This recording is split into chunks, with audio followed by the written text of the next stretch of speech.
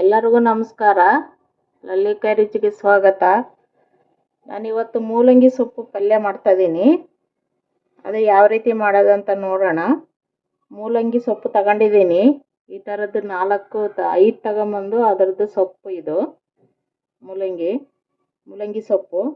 2 ಈರುಳ್ಳಿ ತಗೊಂಡಿದ್ದೀನಿ, ಕೊಬ್ಬರಿ ತಗೊಂಡಿದ್ದೀನಿ, ಸ್ವಲ್ಪ ಉಪ್ಪು, ಖಾರದ ಪುಡಿ. ಸಿಂಪಲ್ಲಾಗಿ ಮಾಡ್ಬೋದು ಇದು. ರೊಟ್ಟಿಗೆ, ಚಪಾತಿಗೆ, ತಿಳಿ ಸಾರು, ಅನ್ನ ಮಾಡಿದರೆ ನೆಂಚ್ಕೊಳ್ಳೋಕೆ ಚೆನ್ನಾಗಿರುತ್ತೆ. ಇದು ಮೂಲಂಗಿ ಸೊಪ್ಪು ಹೆಲ್ತಿಗೆ ತುಂಬ ಒಳ್ಳೆಯದು. ಇವಾಗ ಮಾಡೋ ವಿಧಾನ ನೋಡೋಣ.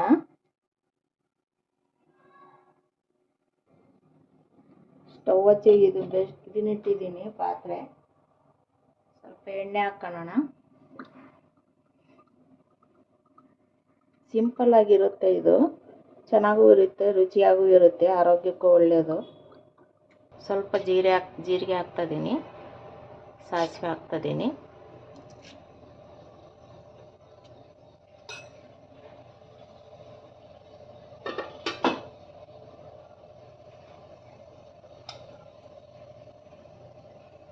ಈರುಳ್ಳಿ ಹಾಕೋಣ.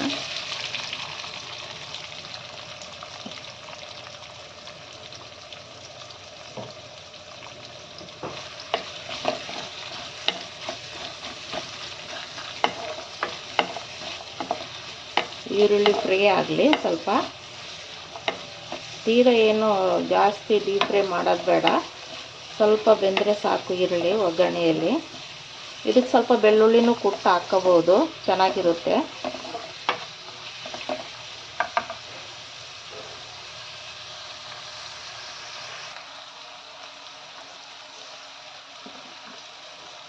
ಸಾಕಿಷ್ಟು ಬೆಂದರೆ ಈರುಳ್ಳಿ, ಖಾರದ ಪುಡಿ ಹಾಕೋಣ.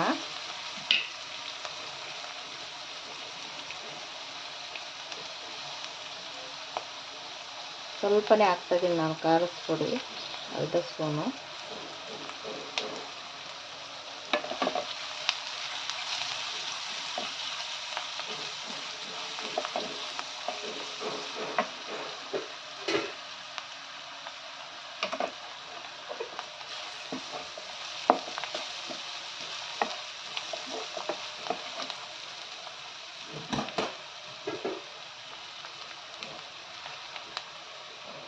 ಸೊಪ್ಪು ಹಾಕ್ತಾಯಿದ್ದೀನಿ.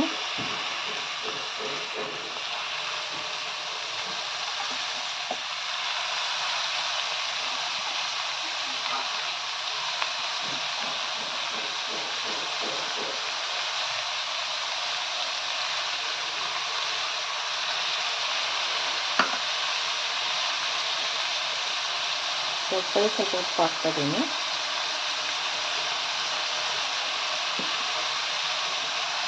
ಉಗುರಿ ಹಾಕ್ತಾಯಿದ್ದೀನಿ.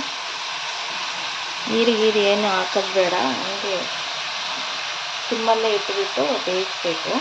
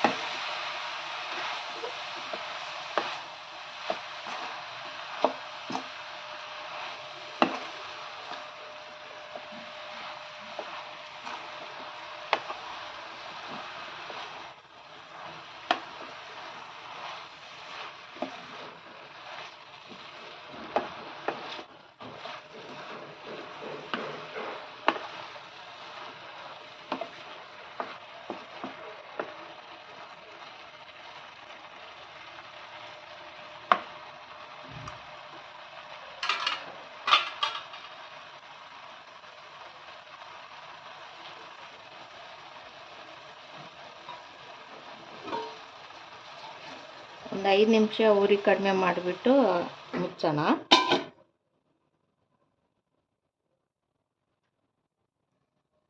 ನೋಡೋಣ ಬೆಂದಿದೆಯೋ ಇಲ್ಲ ಅಂತ.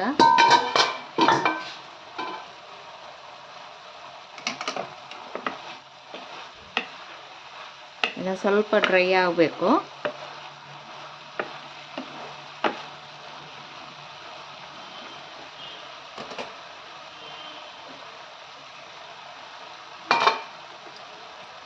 ಸ್ವಲ್ಪ ಹಂಗೆ ಮುಚ್ಚೋಣ. ಆಗಿದೆ ನೋಡೋಣ. ಆಗಿದೆ, ಫುಲ್ಲು ಡ್ರೈ ಆಗಿದೆ.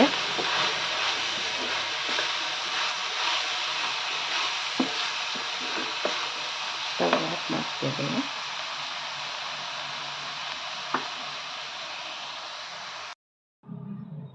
ಮೂಲಂಗಿ ಸೊಪ್ಪಿನ ಪಲ್ಯ ರೆಡಿಯಾಗಿದೆ.